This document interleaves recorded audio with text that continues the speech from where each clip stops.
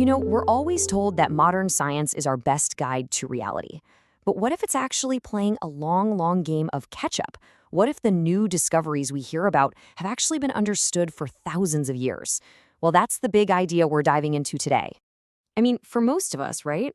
This is just how we see the world. Science, with its experiments and its data, has become the gold standard, the ultimate gatekeeper of what we consider to be real and true. But what if that's not the whole story? What if ancient traditions were describing realities that our modern science is only now beginning to measure and prove? That's the fascinating question posed by researchers like Steve Tsakiris. All right, so our first stop, we're going right inside our own heads. We're talking about a concept that totally flipped our understanding of the brain on its head. So check out this contrast. For the longest time, the scientific dogma was that after you're a kid, your brain is pretty much set in stone. The wiring is fixed. But then you have these ancient traditions, like meditation, that have been saying for thousands of years, nope, the mind is malleable. You can absolutely change it. And by doing so, you can change your reality. And boom, here comes the scientific catch-up. It's called neuroplasticity, and it's now a cornerstone of neuroscience. It proves that our brains are not fixed at all. They are constantly reorganizing and rewiring themselves based on what we think, feel, and do. And when you look at the timeline, it's kind of wild. You've got these ancient practices, thousands of years old, built on this idea. Then centuries later, scientists start kind of toying with the idea. It took until modern brain imaging came along for science to finally widely accept what the mystics knew all along. Okay, so from our brains, let's zoom in even closer, down to our very DNA. Or, more accurately, what's sitting right on top of it. So again, you see this huge split. The old scientific view was that your genes are your destiny. The blueprint is fixed, and that's the end of the story. But on the other side, ancient healing traditions were always like, well, actually, your lifestyle, your food, your emotions, that stuff matters a lot. And then science catches up again. Enter epigenetics. This field is a total game changer. Think of it like this. Your DNA is the hardware, right? It's fixed. But epigenetics, that's the software. And your choices, what you eat, how you handle stress, can literally rewrite that software, telling your genes to turn on or off. So what science is really doing here is providing the modern language, the framework, to explain what these cultures have known forever. You're not just a passive victim of your genes. You're an active participant in your own biology. All right, we've talked brain, we've talked DNA, now let's go really big. We're talking about the fabric of the universe itself. And trust me, this is where things get weird. For a long, long time, we saw the universe like a giant, predictable clock. Newtonian physics. Everything's solid, separate, just ticking along. Then quantum physics comes along and just smashes that clock to pieces.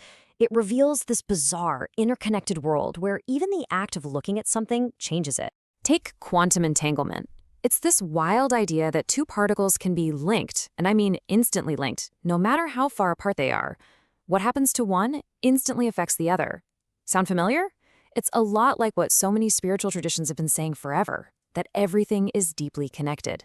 This idea was so mind-bending that even Albert Einstein couldn't really get his head around it. He famously called it spooky action at a distance. If it's spooky to Einstein, you know it's seriously weird. And it gets even better. Quantum physics tells us that at the most fundamental level, everything is just vibration. Not solid stuff, but vibrating fields of energy. And wouldn't you know it, there's an ancient Sanskrit concept for that. Nada Brahma. It literally means the universe's sound. And this isn't just some abstract theory. We see it in action with something called brainwave entrainment. Basically, you introduce a rhythmic sound and your brainwaves start to sync up with it. It's the science that explains how everything from ancient shamanic drumming to modern binaural beats can literally guide your mind into different states. Okay, so this all begs a huge question, right? If these ideas have been around for so long and science is now confirming them, why the massive delay? Why is science so often playing catch-up? Well, a huge part of the answer, as it so often is to follow the money. Think about it. There's a ton of funding to develop a new, patentable drug you can sell. But who's going to fund a multi-million-dollar study on meditation or a specific sound frequency? You can't patent that. And this creates this giant, glaring bias in what science even bothers to look at. And that really makes you stop and think, doesn't it? Who gets to decide which truths are worth investigating? The body of scientific knowledge isn't some complete objective map of reality. It's a map of the places we've decided to fund an expedition to. Because at the end of the day, science is done by people. And people are influenced by things like corporate money, the academic pressure to publish, and government priorities. All of this shapes what we end up knowing. So, where does this leave us? Does this mean science is broken? Not at all. It's an amazing, incredibly powerful tool. But, and this is the key, it might not be the only tool in the toolbox. I mean, let's put it in perspective. Modern science, as we practice it today, it's about 400 years old. That's it. It's just a flash in the pan compared to wisdom traditions that go back thousands and thousands of years. Science isn't the wise old sage in this story. It's the brilliant but very young kid on the block. And this really gets to the heart of what researchers like Steve Tsakiris are saying.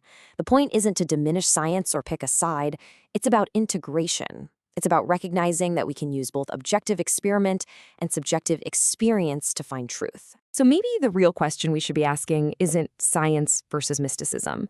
The real question is, what happens if we stop seeing them as opponents and start seeing them as different tools for understanding the same incredible reality? Just think about what we could discover if we were open enough to use all of them. In producing this video, my intention was to merge two of my passions, science and mysticism. Modern science is by far the younger cousin of mysticism, and it brings a lot of value to the table. We can measure things, we can corroborate things, we can make things feel more real.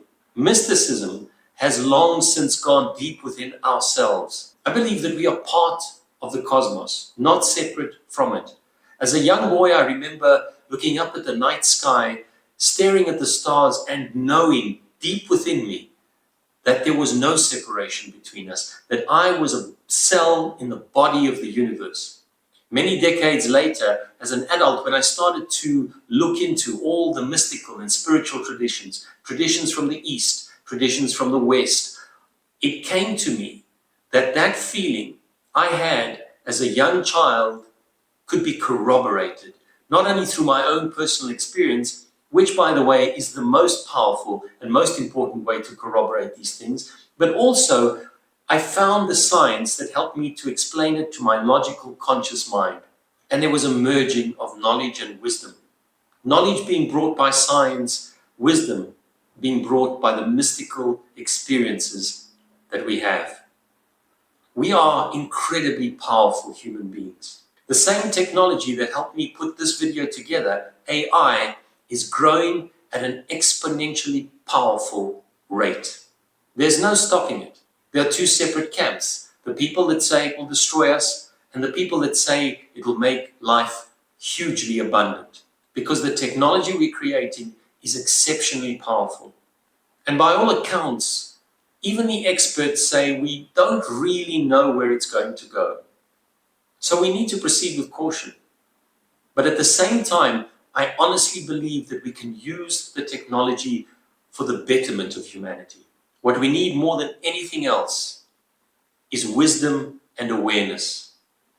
The wisdom that can be gained from examining ourselves at a very deep level, seeing who we are as a collective and finding a way to best use the technology that we have coming up ahead for the betterment of humanity. We are at an incredibly powerful junction in our existence where we have all these technologies. What if we could merge the technology that we have available in science and the wisdom that mysticism can bring us? Can you imagine how incredibly powerful that can be for us as individuals and for a collective as a whole? My wish, my dream, in fact, the core of my work is to be a bridge between the incredible power of science and technology and the even more immense power that lies deep within each and every one of us. My hope in producing this video is that it brings to light new discussions. It brings to light a way that we can amalgamate and work with both sides of the human faculty. the logical left brain, and the creative right brain. My final word for today is that I really hope we can tap into the immense power at our disposal so that we can create a future that will not only sustain generations to come in a way that they can survive, but in a way that they can truly thrive. If you enjoyed this content, please give it a like and subscribe to my channel. It helps me to be able to get the word out to as many people as I can. And if you like, please go to my website. The link is in the description below. May you be peaceful. May you be joyful. May you be happy. May you stay strong.